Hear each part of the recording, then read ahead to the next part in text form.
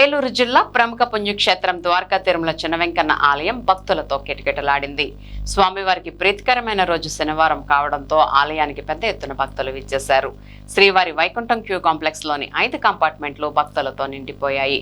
అలాగే ఆలయ queue line లో బారులు తీరి స్వామివారి దర్శనానికి వెళ్లారు.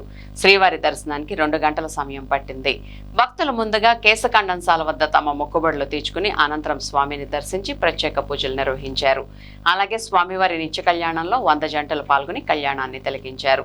భక్తుల తాకిడి నేపథ్యంలో ఆలయ ఈవో వేండ్ర త్రినాథరావు భక్తులకు కావలసిన సౌకర్యాలు ఏర్పాటు చేశారు. గరుడ గమన తవ చరణ కమలమి